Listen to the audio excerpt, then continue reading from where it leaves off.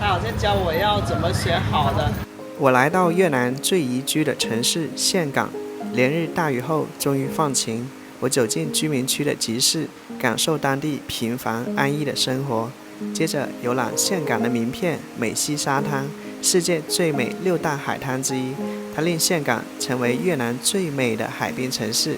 接着登上岘港的绿色宝地山茶半岛，它是岘港最大的自然保护区，也是岘港的最佳观景台，在灵隐寺仰望越南最高的观音像。为什么岘港被称为越南最宜居的城市？看完阿树闯越南第39集，或许能找到答案。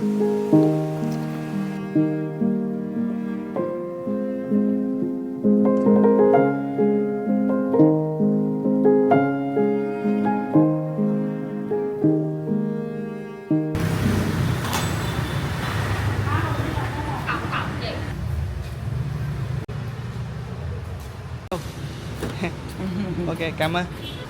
今天是在岘港的第4天了，终于雨过天晴了哈。今天我们好好探索一下岘港啊。然后我在路边啊，这里应该就不是游客区了，吃一个快餐啊。这里有3荤1素，就是4万越南盾，大概就是12块钱。啊，这个红烧肉好吃啊，咸甜口味的，跟国内的做法挺像的哈。红烧肉跟鹌鹑蛋。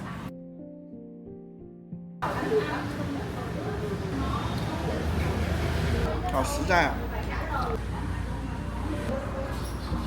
这汤是咸甜，这鱼是咸甜口味的，还可以。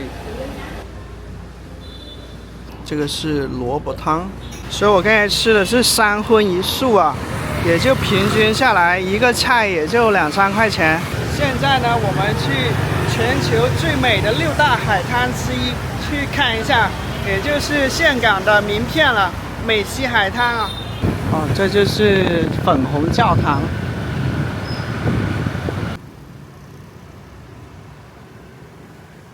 上集岘港的影片播出后，不少的越南观众朋友给我留言，因为我说岘港是越南第3大城市，他们指正说越南的第3大城市其实是海防市，岘港排第4。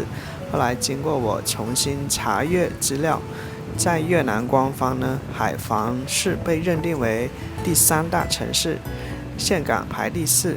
那么排第1的是阿树接下来要去的胡志明市，第2是河内。越南排第5的城市则是湄公河三角洲的中心城市秦居。感谢这部分朋友的指正。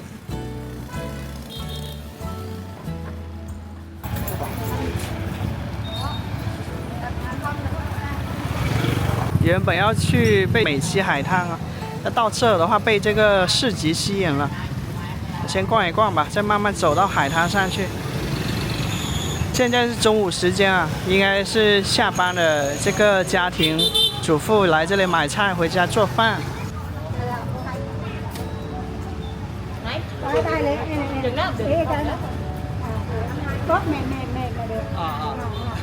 他好像教我要怎么选好的，就是软的不能要。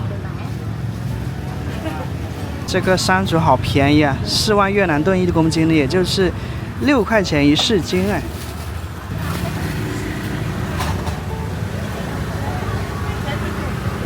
这里有6个山竹啊，而且挺大的。我在国内都不舍得吃山竹，因为挺贵的。这里的小摊能跟外国人进行简单英语交流，你看好丰富啊，五颜六色的。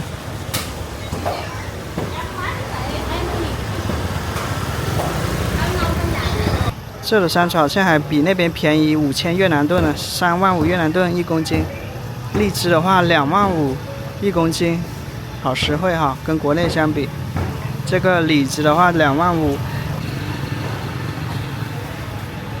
你看2万3万，也就是6、7块钱1公斤，8、9块钱1公斤。哇，好接地气啊，特别有人间烟火气啊！看看越南这种居民区的真实的生活啊，离开游客区。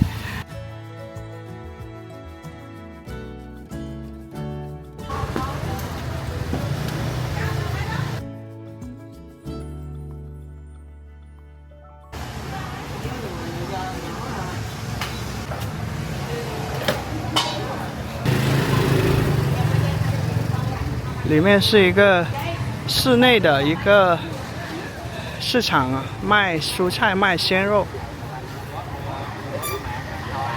这里是各种香料，还是调味的，嘿，很香啊。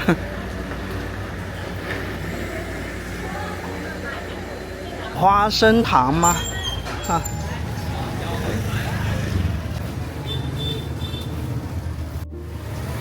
青蟹，各种对虾，白贝、花螺。看在车来车往的路边，用一个一个小篮子堆得齐齐整整的哈。看到了我小时候常吃的蒸木薯啊，长大以后就很少能吃到了。还有这种芋头啊，还有水煮花生、玉米。啊，这个是这个酸菠萝、灯笼椒。新枣，这自然熟的香蕉，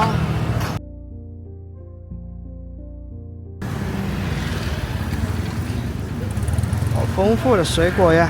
你看这山出来3.5万一公斤哦。越南的一个特色的菠萝蜜啊，你看这颜色是红色的、橘色的，它比黄色的要贵，但是好吃的多。8万越南盾一公斤，也就是24元一公斤，12元一市斤。啊，哦，黄色的3万。这么热的天，越南的女士依然穿着长衣长袖，都是穿长袖的哈。她们如果说皮肤很白的话，大概也是因为她们有这种防晒的意识啊，都是穿长袖的。你看，挺热的天气啊。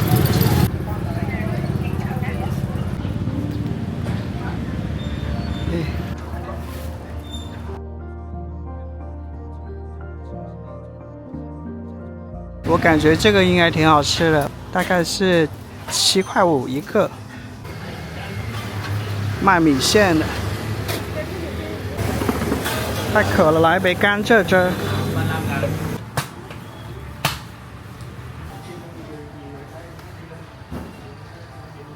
看不懂这个翻译软件就派上用场了，5秒钟它就翻译出来了哈，小瓶、中瓶、大瓶，大概就3-4块钱一瓶吧。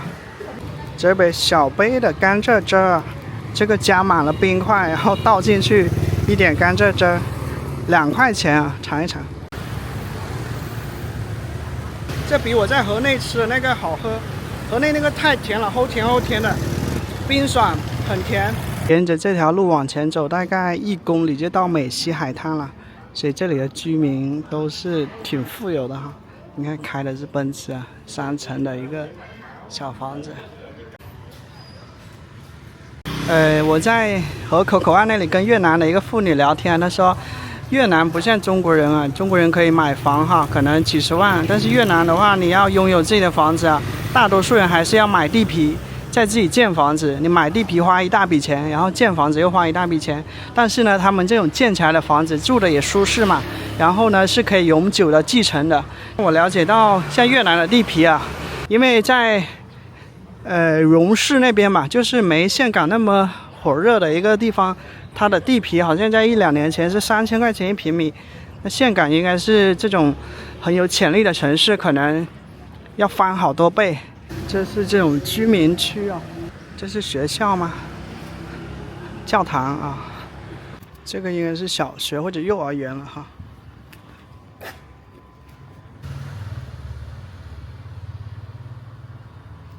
SPA， 发现越南的人家啊，一户人家通常家里停了都不止1辆摩托的，少的2-3辆，多的甚至4-5辆。摩托车出行在越南还是绝对的主流的。这就是越南的本土汽车品牌啊 ，VinFast。除了这个他们的电动车品牌，更多的就是日韩的汽车了。翻过居民区就来到了这一条大马路上，这大马路上开始看到一些旅游大巴了。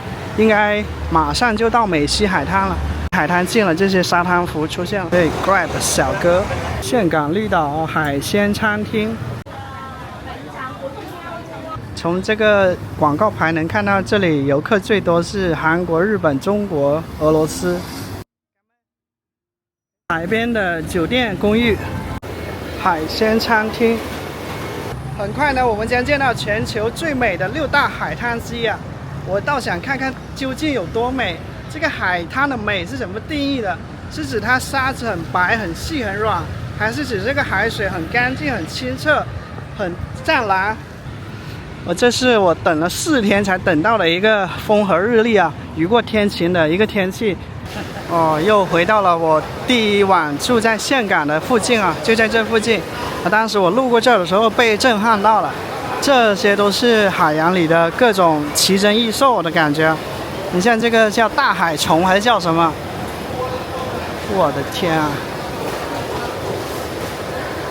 你看这一个，这里都是这些庞然大物啊，海洋里的庞然大物。哇，这个密集恐惧症患者真的不要看啊！你看这种帝王蟹啊，这种大龙虾呀，哦哟！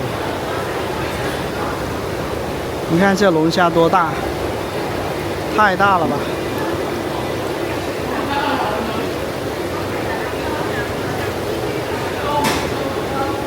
哇，我估计小朋友来这里，仿佛来到了这个海底世界一样啊，都不用买票，太好玩了吧！这里，这种青蟹挺大，花螺，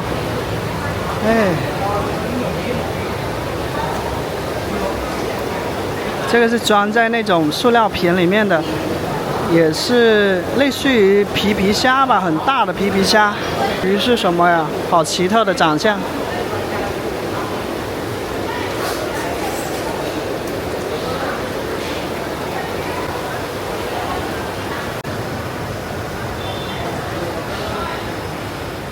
象拔蚌这边是140万越南盾每公斤，大概420元1公斤。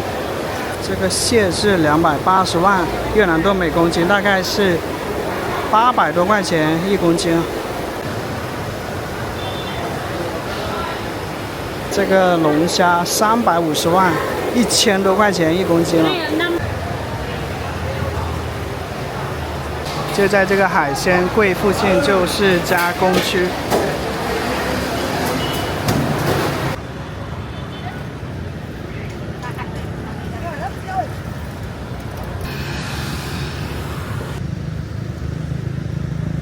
哇，这里感觉很开阔。那边是山茶半岛，待会儿我们骑摩托车过去。然后呢，从山茶半岛这么延伸的这条海岸线的话，估计是有10多公里的。这10多公里的话呢，它的身后，有无数的这种海滩酒店啊。哇，这个沙子很软很细耶。片头咱们说到美西沙滩，可以说是岘港市的城市名片了。当年福布斯杂志将其评为世界6大最美海滩之一，以绵延约10公里的白沙滩、温暖海水和全年适宜的游泳条件而闻名。它距离岘港市中心仅有5公里，交通比较便利，而且它是免费开放的，这也是岘港外国人最多出没的地方啊。而且两边有很多的这些度假设施啊，包括酒吧呀、餐厅呀哈。在越南战争期间，美西沙滩曾是美军的度假疗养区，因此最早对外国人开放，也让它成为越南最早走向国际化的海滩之一。太实惠了吧！这么一个这么大的才1亿元人民币左右，好甜，好吃，是那种冰甜的，但它有壳的。给大家看一下我眼前的景色。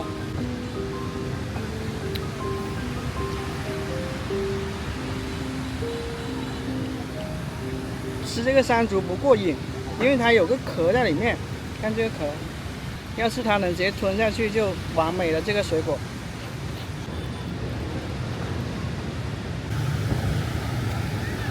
大概1个月多前吧，我也去了越南的另一个很有名的海滩啊，叫下龙湾海滩啊。那里就是下龙湾所在地啊，但那个海滩感觉没有这么漂亮啊。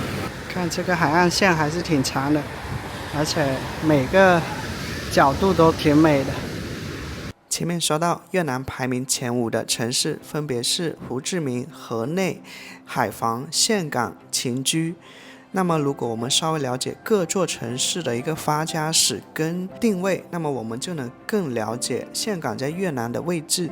越南最大城市胡志明市就称西贡，它因为法国殖民并将其定为南越首都而渐渐发展起来，成为今天全国经济中心，拥有繁忙的国际机场和西贡港的重要交通枢纽。那么河内呢，是这个千年古都自古是越南政治文化中心。海防呢，是因为法国殖民后将其作为重要的港口而发展起来的，成为越南北部重要的深水港口城市，主要产业是这个港口物流轻重工业等等。秦居呢，是湄公河三角洲最大城市，农业和水产加工的中心。跟前面提到的几百年甚至上千年历史的城市不同，岘港的历史比较短。岘港所在的地区原属占婆王国。关于占婆王国呢，后面我将去到这个美山圣地的时候再展开聊聊。在占婆王国时期，岘港并没有很大的存在感，政治中心在美山圣地，那么港口中心在惠安。到了17世纪，越南中部的政治中心又成为了阮朝古都顺化，所以岘港长时间就属于这两者的一个小弟一个附属的港湾。1858年，法国军队首次入侵越南就是在岘港，但法国最终放弃将其作为长期据点，转而发展西贡海防。那么岘港真正作为大城市出现的时间主要在20世纪。在越南战争期间，岘港是美国在越南最大的空军和海军基地，因其深水良港和战略位置而快速军事化。美国在岘港修建了机场、公路、港口设施，为后续城市化打下了基础。到了1975年，越南统一南北后，政府将岘港定位为中部重要工业和交通枢纽。到了1997年呢，岘港从广南省独立出来，成为了直辖市，获得了更大的自主权，修建龙桥、杭江大桥、巴拿山等，就使城市在短短几十年间快速地实现了现代化。今天的岘港被3个世界遗产包围着，北边的顺化皇城，西边的美山圣地，南边的惠安古镇。岘港作为越南中部的交通枢纽，成为了游客进入中部探索旅游的第一站，旅游业得到快速的发展。我在海滩走了一段路我就发现很多穿着比基尼的这些欧美人他们有一些很年轻的，身上的皮肤白得发光看上去非常美丽同时呢，我也看到一些50-60岁的一些女士她也穿着比基尼，但是她身上呢很多褶皱，我就不由得想到就是再美的容颜随着时间的流逝，它终将会衰老。哪怕你倾国倾城沉鱼落雁在当时多么的万众瞩目的这个容颜但是根本在时间面前真的是溃不成军想想从这个角度想的话，又每个人都是公平的。为什么我有这种感受呢？因为我曾经小时候的这个女神就是王祖贤当时我看的电影的时候，我真的觉得，就是后来过了10多年，在网络上看到她的衰老的照片的时候，也发现真的是美人迟暮也是很残忍的。如果年轻的时候你没有这种绝世的美貌你到老的时候呢，你也不必学会去接受自己。但如果一个美女到了她老的时候呢，她可能要花挺大的力气去学会接受自己变老了，皱纹变多了。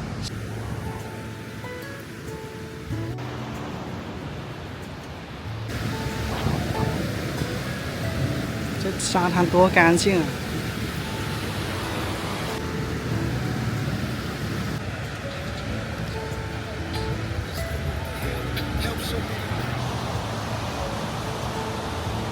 太热了。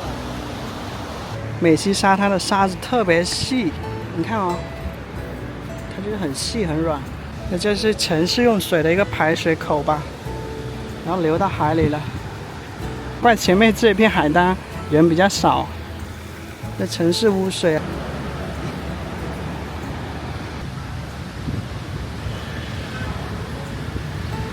现在我要走到那个灵隐寺那里，应该5-6公里吧。沙滩上很多海洋活动滑翔伞、飞盘、汽艇、摩托艇。达难 Beach。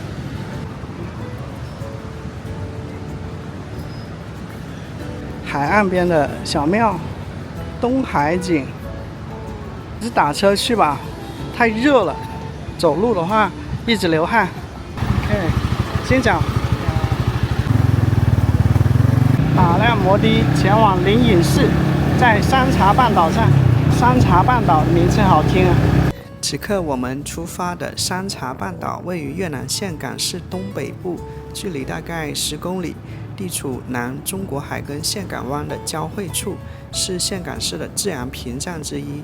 它被称为岘港的绿肺，面积约60平方公里，最高点海拔约700米。这里拥有丰富的热带雨林生态系统，是多种珍稀动植物的栖息地。除了丰富的自然景观，它还拥有丰富的文化历史遗产，其中最著名的就是地标灵隐寺。山茶半岛还拥有历史悠久的法军墓地，是法国和西班牙士兵的集体墓地，见证了19世纪中期的历史事件。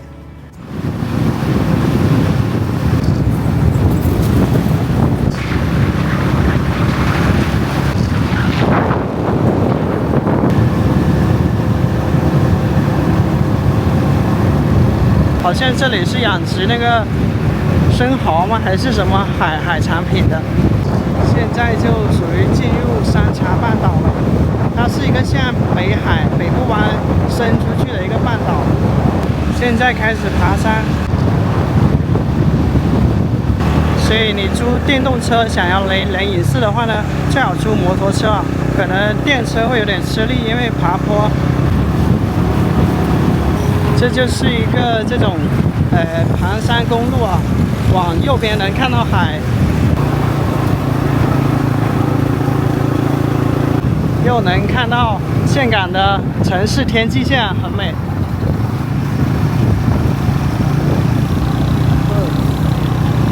今天天气太好了，这个天空像是蓝色的渐变色一样，可能我戴墨镜的原因吧，特别柔和的蓝色。骑过来大概有15到20分钟吧，应该是有8、9公里这么远啊，花了4万4越南盾，大概就是13、14块钱。我都觉得骑那么远才这么点钱啊，也是他们挺辛苦的。然后我就发现一路过来晒的还挺疼的，所以上装备，这防晒的口罩、防晒的帽子。我们先看一下岘港的天际线啊。虽然高楼不多的话，但是在一片汪洋大海的映衬下，显得特别的秀美。你看这个海水的话，就是那种像绿宝石一样的颜色，是沿着这个盘山公路上来的。摩托车只能开到这里，还要爬大概5分钟就上到上面了。日子，哇！灵隐寺，中文的所谓灵隐就是指有求必应啊，心诚则灵。来越南有一种好像在国内的感觉，风调雨顺，国泰民安，佛日增辉，法轮常转，佛光普照。小小莲花，参观寺庙要帽子摘下。灵隐寺，净佛国土。海众安和，要脱鞋进入。大雄宝殿，灵隐寺位于越南中部岘港市山茶半岛的南麓，是岘港最著名的佛教寺庙，也是山茶半岛的宗教和文化地标。寺庙建于2004年、2009年完工。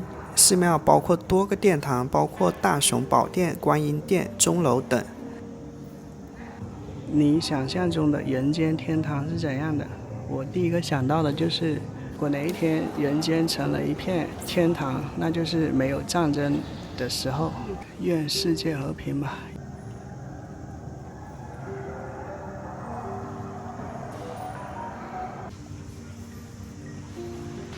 海众安和。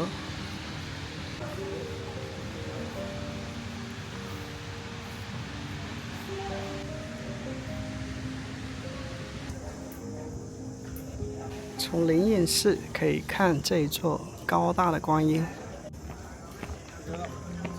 灵隐寺的屋檐都是有一些飞龙浮雕作为装饰，屋檐雕的。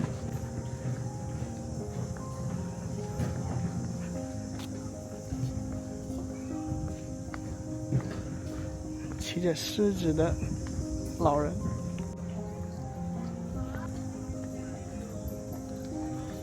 哇，这个灵隐寺的风光视野太好了！你看，走到门口就能俯瞰大海跟岘港的天际线。面朝大海的寺庙可以说是观看岘港的一个很好的观景台。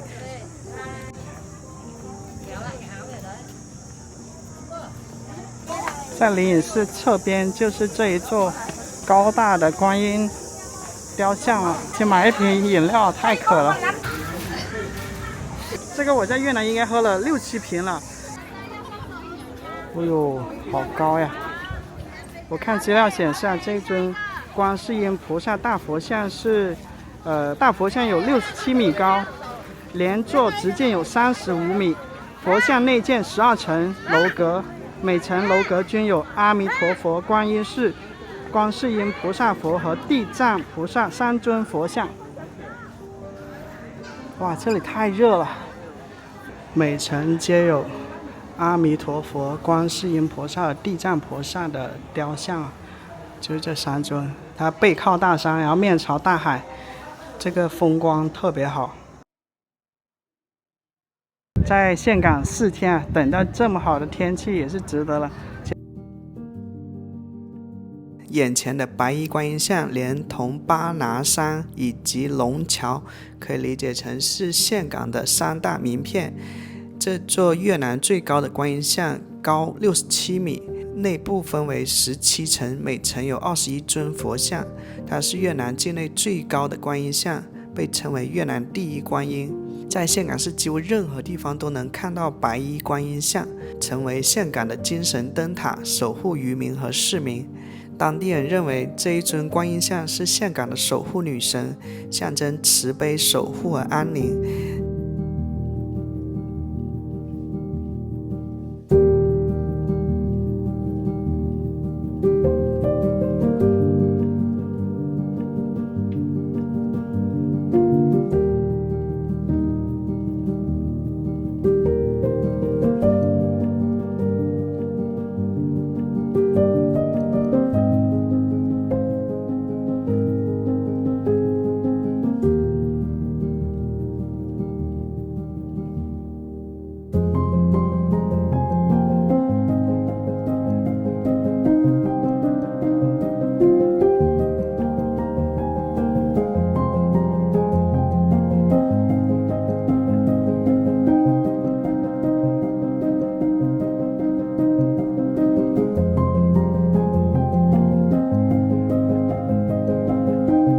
在这里休息一下。我又吃了2个这个山竹，太好吃了，真的不可思议，这种才基本上1块钱一个啊。在国内的有好些水果卖的也太贵了。我也学会了1、2、3啊，抹嗨吧。离开灵隐寺，我听说附近有一座网红的很漂亮的海边咖啡馆，所以呢打了一辆车前往。How much you earn one day? 500. 500. Hard working. Very hard.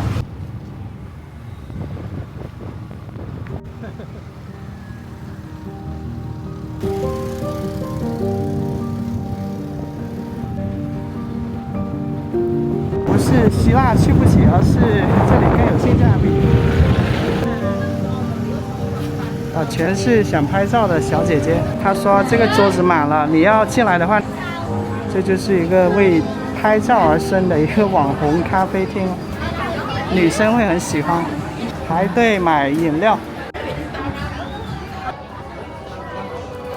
这里是约会的地方，感觉有一种希腊的爱琴海的风格哈。这个蓝色的外墙，还有白色的外墙，蓝色的木结构。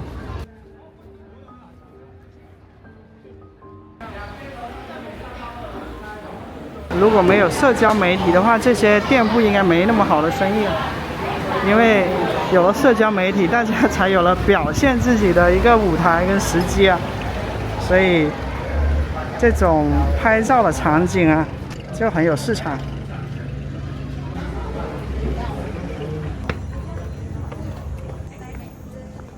中国大理呢也建了一些这样的建筑啊，就很小清新的，为拍照而生的。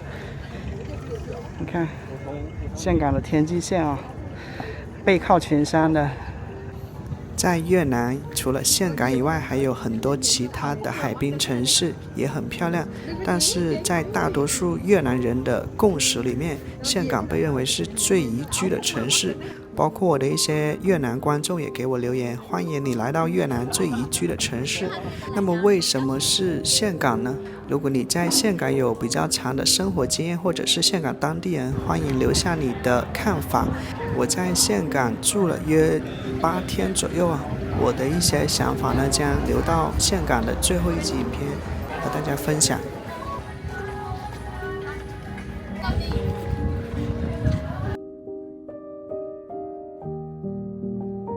这渔民的码头，这里有中国湛江的集市港了。从这个网红咖啡厅出来了，我先走一走，再决定是否要打车。买了一瓶水，1万越南盾，3块钱。就这个路边的一个小摊，养了一些鸡。新长。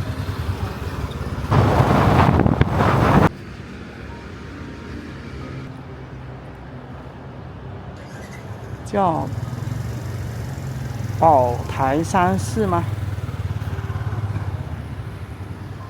路过一个寺庙，这里就没有游客啊，基本。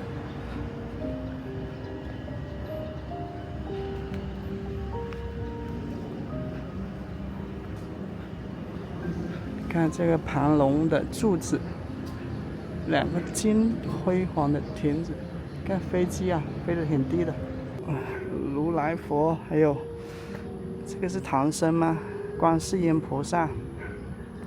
刚才在灵隐寺我们也看到了18罗汉，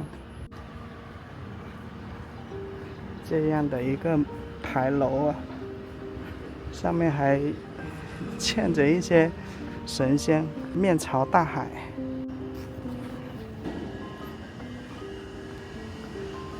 这里应该就是2个小和尚啊，在那里。以上是本集影片的全部内容，很开心你能看到这里。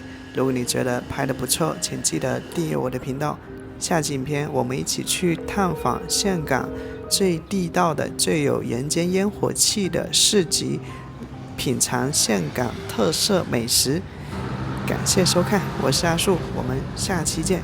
这些墙上的壁画还挺有特点的，它是一个立体的结构。在海边看到这一个小寺庙，汉字越南语。